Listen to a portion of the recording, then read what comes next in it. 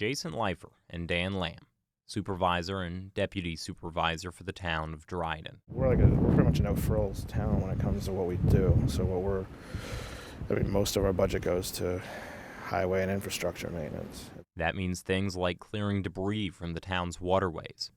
And in 2017, they saw what can happen when you don't.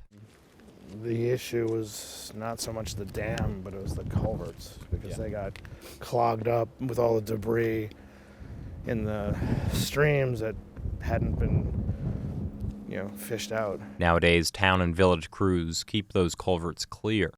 They're pretty active in clearing out debris, but that's what some of the funding goes to. The funding comes through what's called the Aid and Incentives to Municipalities, about 2% of the town's budget that is granted by the state. This year, the governor, Andrew Cuomo, proposed a budget that would threaten to cut it and make counties pass along funds to cities, towns, and villages. He's proposing that counties raise funds to replace the missing Ames funds by taxing internet sales.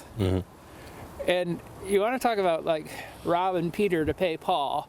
He's basically robbing the towns and then saying that counties are going to pay us when and if they enact this sort of sales tax structure. This is like smoke and mirrors budgeting. Regardless of how they get there, state dollars do have a big impact on towns like Dryden. We'd be looking at losing a full-time employee, which means work that we do for the people in the town would either take longer or just not get done. Let me just look at this number, because I was just going through them. State legislators have taken notice, including Republican State Senator Tom O'Mara. The towns, every town in Tompkins County was eliminated, from a high of $87,000 for the town of Ithaca to a low of $14,000 for the town of Danby. Some Democrats, like Assemblywoman Barbara Lifton, don't like it either. We're going to be fighting individually and in unison for the priorities of upstate. I'm confident that upstate is not going to be shortchanged in the state budget. It's the lack of population. We don't have the overall numbers of votes here, and I believe we tend to get overlooked. But you guys are kind of between a rock and a hard place when the buck comes down from the county or the state, and you got to raise the property taxes.